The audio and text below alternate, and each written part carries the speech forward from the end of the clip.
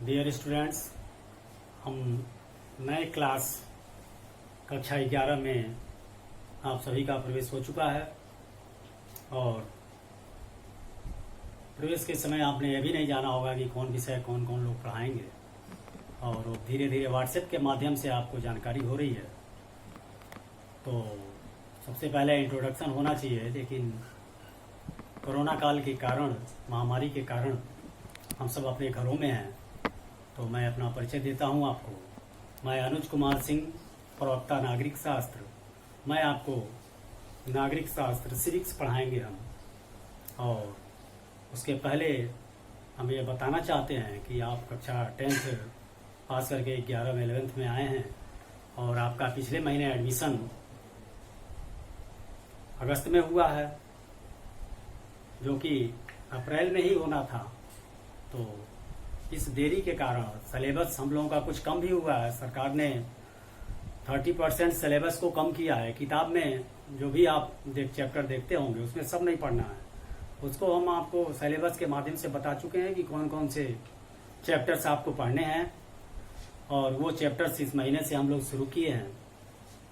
और उसको पढ़ने के लिए सबसे पहले हम लोग नोट्स और वीडियो भी भेजेंगे, आपको भेज भी रहे हैं।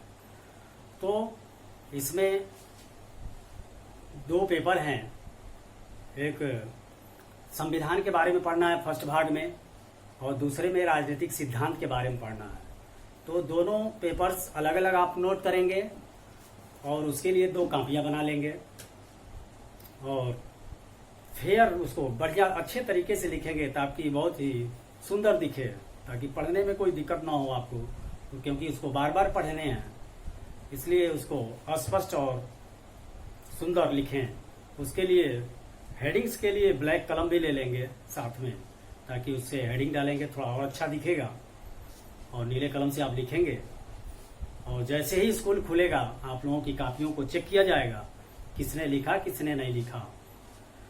और वीडियो चल रहा है, वीडियो ही भेजा जाएगा। नोट्स भी समझिए, आप पढ़िए उसको और याद भी करिए, और उसके सपोर्ट में आप वीडियो भी देखते रहें, बार बार देखें उसको। ये नहीं कि एक बार देख लिया और काम खत्म हो गया।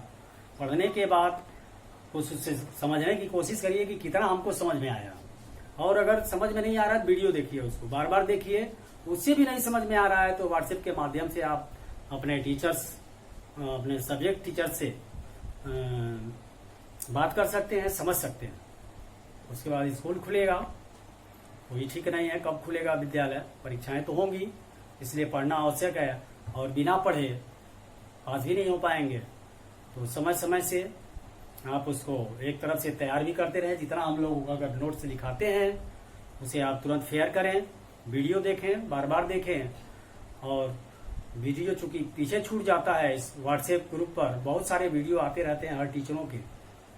तो उसके लिए हमारे विद्यालय प्रशासन ने वेबसाइट की व्यवस्था किया है। उस पर सारे क्लास के वीडियो और नोट्स, क्वेश्चंस सब लोड हो रहे हैं। और उसे आप वेबसाइट जब खोलेंगे उसके लिंक भेज दिए जाएंगे आपको व्हाट्सएप के माध्यम से, और उसको भी खोलेंगे तो उस पर भी सारे जिस विषय को देखना चाहते हैं, जिस चैप्टर को क्लिक करेंगे वो आपके सामने आ जाएगा। वीडियो देखना चाहते हैं, नोट्स देखना चाहते हैं, उस पर क्लिक करेंगे तो आपके सामने आ जाएगा, और उसे भी देख सकते हैं। और वो कभी भी आपके पास सुरक्षित रहेगा। ये व्हाट्सएप ग्रुप में बहुत पीछे हो जाएंगे वीडियो, तो आप नहीं देख पाएंगे। इसलिए लगातार इसको पढ़ते रहिए, और वेबसाइट से भी आप पीछे के वीडियो भी आप देख सकते हैं, पढ़ सकते हैं। तो हमारी शुभकामनाएं हैं, आप मेहनत करें। हम लोग मेहनत से पढ़ा भी रहे हैं घर बैठे। तो मेहनत से पढ़ें, सारे नोट्स तैयार करें, और नोट्स सबके चेक होंगे। ये ना कोई समझेगा कि नोट चेक नहीं होगा। जैसे ही विद्यालय खुलेगा आपके सारे नोट्स, सारे टीचर्स अपने अपने सब्जेक्ट के चेक करेंगे। नेक्स्ट पहला अध्याय हम आपको पढ़ाएंगे। थैंक्स। इसके साथ थोड़ा सा हम इस महामारी पर भी चर्चा करेंगे कि हमारे देश में बहुत विकराल कोविड-19 कोरोना वायरस फैल चुका है हमारे देश में, और लगभग 45 लाख के लगभग हमारे देश में संक्रमित लोग हो चुके हैं, और कई हजारों की संख्या में लोग कोरोना से मर चुके हैं। और पर डे हमारे देश में 60-65 हजार, लगभग अब 1 लाख तक पहुंच जाएगा पर डे फैल रहा है। इससे सावधान रहना है। सावधानी यही है, कम से कम बाहर निकलें, और बाहर निकलें तो मास्क लगा करके ही बाहर निकलें, और काम करने के बाद तुरंत घर पहुंचें। इधर उधर जाने की कहीं जरूरत नहीं है, क्योंकि यह महामारी कहीं भी हो सकती है। किसी क्षण जो घर से बाहर निकलेंगे तो किसी मरीज से संपर्क हो जाएगा और आप इन्फेक्टिव हो जाएंगे, और कोरोना वायरस आपके शरीर में आ जाएगा, जिससे अगर प्रतिरोधक क्षमता कम है तो काफी सीरियस हो सकता है मामला, यहाँ तक कि मौत भी हो सकती है। इसलिए इस महामारी से बचें और स्वस्थ रहें और पढ़ाई करते रहें। थैंक्स। इसी क्रम में एक और सूचना मैं आपको देना चाहता हूँ, जो अभी ज्ञात नहीं होगा आपको, क्योंकि ये कक्षा 12 और कक्षा 11 से ही रिलेटिव है। कक्षा 11 में सर्वोच्च अंक पाने वाले 3 परीक्षार्थियों को, ये तीनों स्टूडेंट्स कक्षा 11 के दोनों क्लास, जैसा कि आप जानते हैं कि कक्षा 11 में 2 क्लास है, कक्षा 12 में भी 2 क्लास है, A1 A2 करके। तो दोनों में, कक्षा 11 में दोनों में जो सर्वोच्च अंक परीक्षा में पाता है उसे मैं पुरस्कृत करता हूं, और लगभग ये 8-9 साल से मैं ये काम कर रहा हूं विद्यालय में। और मैं उन बच्चों को जो मेधावी हैं उन्हें मैं पुरस्कृत करता हूं। पुरस्कार में गोल्ड मेडल दिए जाते हैं जो फर्स्ट पोजीशन लाता है दोनों सेक्शंस मिलाकर, और सेकंड सिल्वर और थर्ड को कांस्य पदक दिए जाते हैं। साथ ही उन्हें तीनों को बराबर गिफ्ट भी मैं प्रदान करता हूं, और स्मृति चिन्ह दिए जाते हैं, ताकि आपको या हर आपके जानने वाले को ये पता चले कि हमने कुछ पुरस्कार हमें प्राप्त हुआ है। स्मृति चिन्ह वो आपको याद दिलाता है कि मैं कक्षा 11 में फर्स्ट पोजीशन लाया, सेकंड पोजीशन लाया या थर्ड पोजीशन लाया।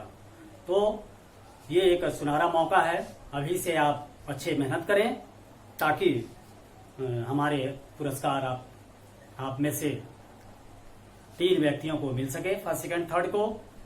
और अब तक जो हमने पुरस्कार दिए उसमें से बहुत सारे स्टूडेंट्स वही 12th में, क्लास 12 में टॉप भी करते हैं, सबसे अधिक अंक लाते हैं।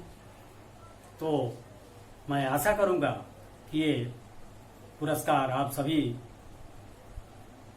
के एक प्रतिस्पर्धा की भावना जागृत होगी, और आप अधिक से अधिक मेहनत करेंगे कि पोजीशन लाएं क्लास में फर्स्ट सेकंड थर्ड, और विदाई समारोह में आपको पुरस्कृत किया जा सके। Thank you.